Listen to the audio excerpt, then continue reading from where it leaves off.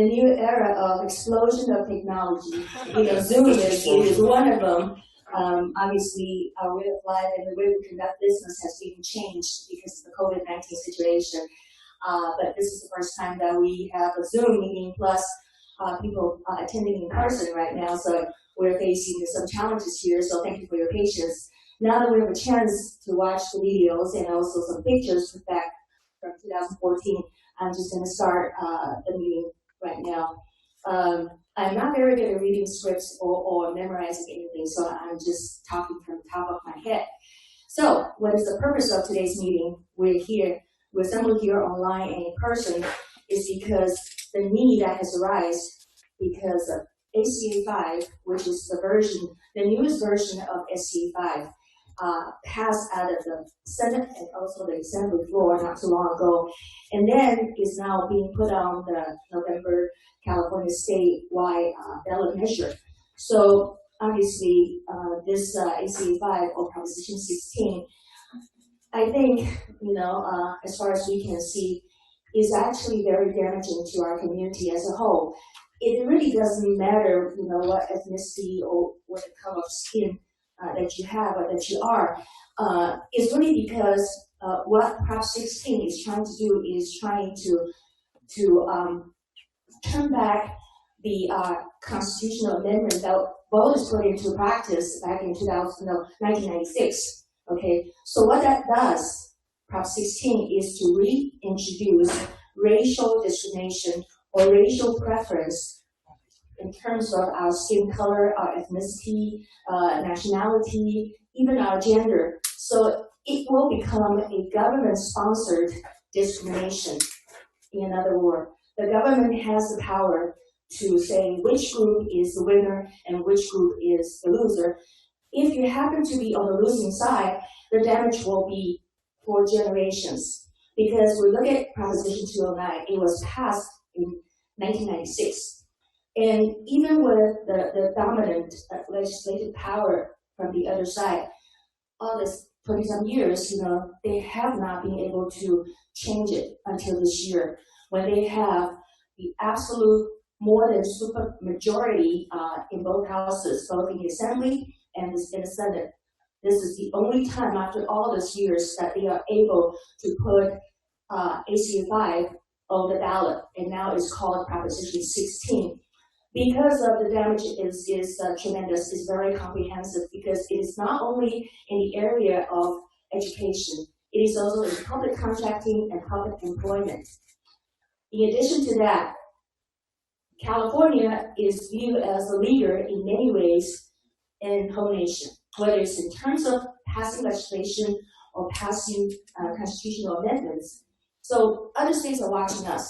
If ACA 5, if Proposition 16 passed by voter votes this November, I mean, the rippling effect, we cannot calculate the damage.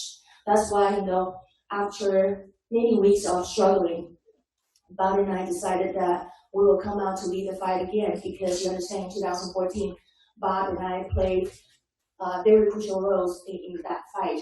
But that fight is very different from the fight that we are facing this year, because the fight back in 2014 was the fight in the individual districts election, okay, because we're trying to stop at the level of the two houses, Assembly and Senate, okay. So in that year, we formed a pact called Coalitions for Excellence, and we put up a big fight, and we supported 9 or 10 races, legislative, Assembly, Senate. So that year, we won big in terms of getting more minorities and more women to the Republican side. Okay, so we not only beat the supermajority situation in the Senate, we also won in Assembly. So we won in both houses. That's why our community enjoyed 6 years of peace, the last 6 years until this year, when Democrat they have the supermajority, more than supermajority in both houses.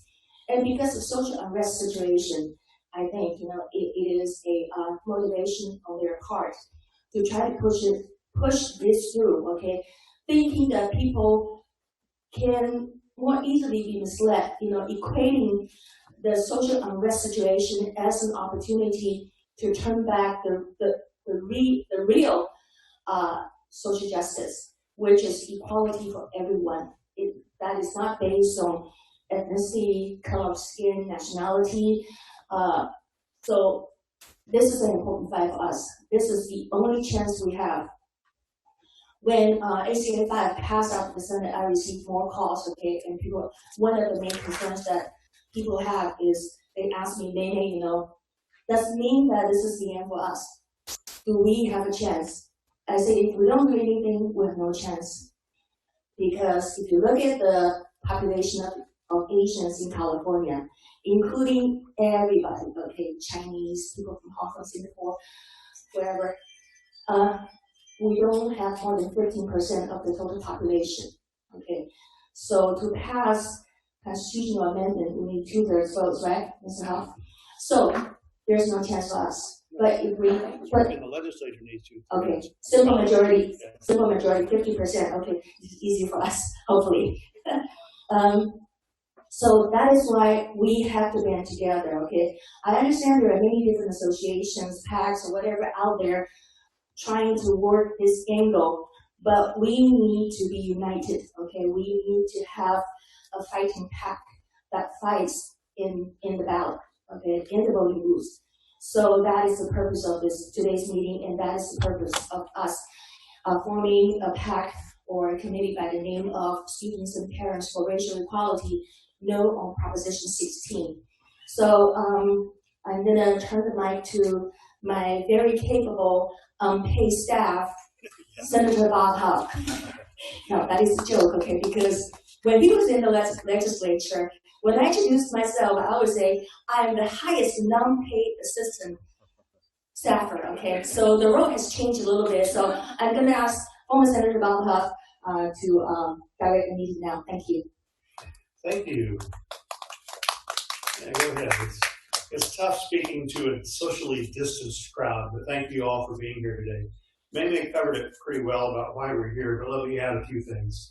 An English satirist named Andrew Doyle tweeted, "The California Senate has voted to delete this from its constitution.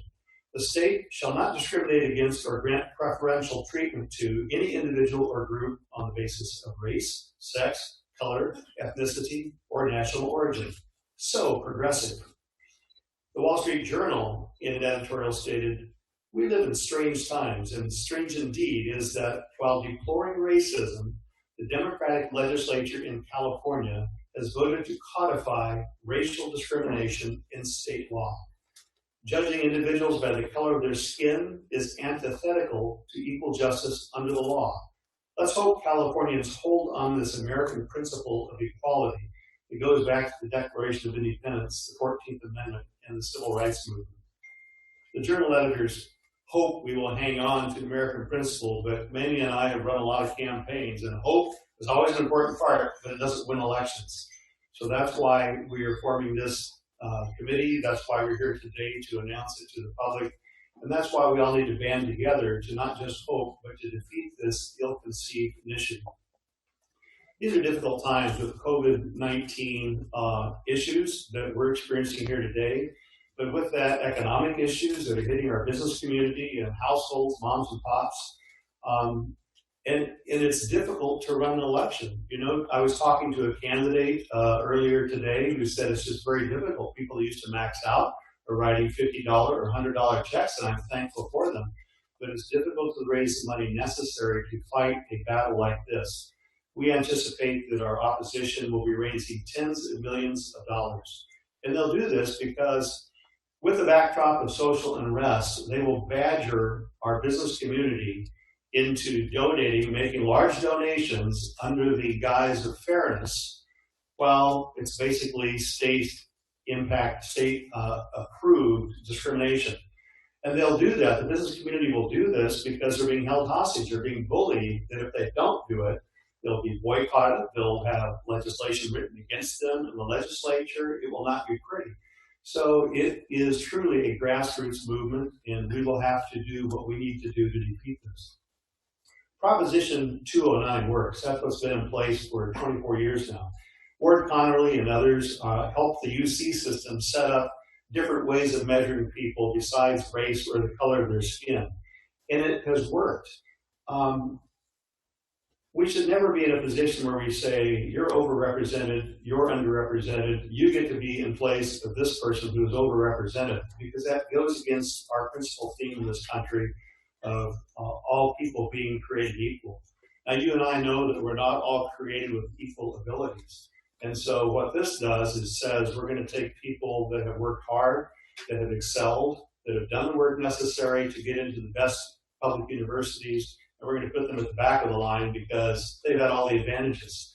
Well, Mamie and I have worked very closely with the community over the years, and we know that you all work hard. You script and save, many times go into debt to make sure your kids get the tutoring necessary. And no, everybody can't do that, but many times you can't do that either, but you do.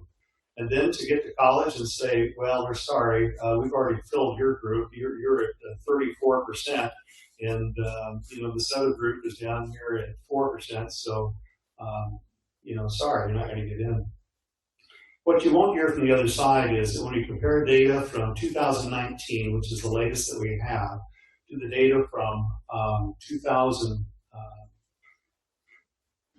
1999, excuse me. So this went into effect in 1996, and immediately it dropped a little bit, and then it came up again as they started instituting some of these other measures to help the people, if they wanted to see target, into the universities. But here's what the data looks like. African American enrollment increased from 3.3% in 1999 to 4.1%. Is it great? No, but it's an improvement. They're 6.5% of the population. Hispanic enrollment increased from 12.4 to 24.8, 39.3% of the state population. Asian enrollment decreased from 34.7% to 33.5%. Not much, but Asians are at 15.3% of the state's population. White enrollment decreased from 37.8% to 21.4%. And we occupy 38.6% of state population. So as I said, so-called progressives love to use terms like overrepresented and underrepresented. Now, how many of you are listening to that? Who is the overrepresented group in there? Democrats. Well, Democrats are overrepresented, yes, but I was looking for an ethnic designation. It's Asians, right? Because you are 15.3% of the state population, but in our UC system, without even looking at the international students who are primarily Asian, you're only 15.3, but you're punching above your weight at 34.7. So you're overrepresented. And if you're going to be any resettling of the numbers, it's going to negatively impact the Asian community. It doesn't matter how prepared you are, how you test. And by the way, they've already done away with the SAT scores, right? And that was on the same theme. They can't work on a level playing field, so they got to change the rules of engagement to help whoever they're trying to help. So, did they cheat? No, not really. But how did those scores come up? Well, the numbers reflect the reality. We have done better in getting all sectors of our society to increase both application to and acceptance at the UC system.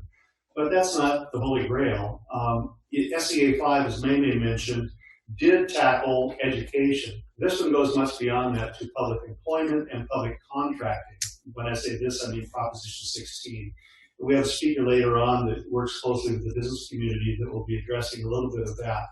But I need to wrap it up because I've already droned on long enough and we have some elected officials waiting to speak. But I think maybe we wanted to, before we move on to Senator Ling Chang, who's up next, unless Connerly has joined us, you wanted to thank our host today and get that out of the way? No, actually, you were, but I can do it. Well, you took some of my speech, so you can take this one. Okay, thank you. Yes, first and foremost, we need to thank Billy and his Chang,